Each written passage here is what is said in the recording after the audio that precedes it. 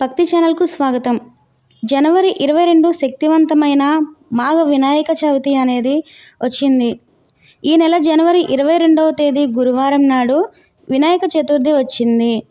మాఘమాసంలో శుక్లపక్షంలో వచ్చే చతుర్థిని మాఘ వినాయక చతుర్థి అంటారు. ఉత్తర భారతదేశంలో ఈనాడును వినాయక చవితిగా జరుపుకుంటారు. ఇది అత్యంత శక్తివంతమైన రోజు. వినాయక చవితితో సమానం కాబట్టి ఈ వీడియో మీ కంటపడితే మీరు చాలా అదృష్టవంతులు.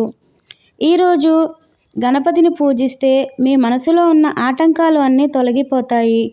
మీరు కోరుకున్న ఏ కోరిక అయినా సరే ఈరోజు వెంటనే నెరవేరుతుంది. ఈ శక్తివంతమైన గణపతి పూజా విధానము మరియు పాటించవలసిన నియమాలు అనేది ఈ వీడియోలో తెలుసుకుందాము. భాద్రపద మాసంలో వచ్చే చవితిని వినాయక చవితిగా మరియు జరుపుకుంటాము. గణపతికి 216 అవతారాలు ఉన్నాయని పురాణాలు చెబుతున్నాయి. మాఘమాసంలో గణపతి జన్మించాడని శాస్త్రాలు వివరిస్తున్నాయి. ఈరోజు గణపతిని పూజిస్తే రెట్టింపు పుణ్య ఫలితం అనేది లభిస్తుంది. కాబట్టి ఈ శుభావకాశాన్ని ఎవరూ వదులుకోమాకండి. జనవరి 22 గురువారం నాడు స్త్రీలు తెల్లవారుజామునే లేచి ఇంటిని శుభ్రం చేసి ఇంట్లో గణపతిని పూజించండి. ఈరోజు పసుపు రంగు వస్త్రాలు ధరించి ఎర్రమందారం పువ్వులు గరికను ముందుగానే సిద్ధం చేసుకోండి. ఇంటి గడపలకు పసుపు రాసి కుంకుమ బొట్లు పెట్టండి. పూజ గదిలో వినాయకుని చిత్రపటానికి గంధము మరియు కుంకుమ పెట్టండి. ఎర్ర మందార పూలతో గణపతిని అలంకరించండి. గరికమాలను వేయండి. గరిక లేనివారు గరిక పోచలను ఫోటో దగ్గర పెట్టుకోవచ్చు. జమ్మి ఆకులను సమర్పిస్తే శని దోషాలు అనేవి తొలగిపోతాయి. పసుపుతో చిన్న గణపతిని చేసి కుంకుమ బొట్టు పెట్టి కొబ్బరి నూనెతో 2 దీపాలను 5 ఒత్తులు వేసి వెలిగించండి. ఈ దీపారాధన వలన అప్పులు మరియు ఆర్థిక సమస్యలు అనేవి తొలగిపోతాయి. గణపతికి ఉండ్రాళ్ళు లేదా కుడుములు నైవేద్యంగా పెట్టండి. సంతానం కోరుకునేవారు 11 గరిక పోచలతో నైవేద్యం అనేది చేయండి. రాగి కలశంలో నీరు పోసి 2 గరిక ఆకులు వేసి పెట్టండి. పూజ తర్వాత ఈ నీటిని తీర్థంగా స్వీకరించండి. అనారోగ్య సమస్యలు తొలగిపోతాయి. ఓం గం గణపతియే నమః అని 21 సార్లు జపించండి. పనులు త్వరగా పూర్తవ్వాలి అంటే ఈ మంత్రాన్ని 21 సార్లు జపించండి. హారతి ఇచ్చి 3 ప్రదక్షిణలు చేయండి. అయితే కటిక పేదరికంతో బాధపడేవారు పసుపు రంగు వస్త్రం తీసుకొని దాంట్లో 5 యాలకులను కట్టి గణపతి ఫోటో దగ్గర పూజ చేసి ఆ తరువాత బీరువాలో పెట్టండి. ఇంటి గుమ్మం బయట కుంకుమతో స్వస్తిక్ గుర్తునేది వేయండి. నరపీడలు తొలగిపోతాయి.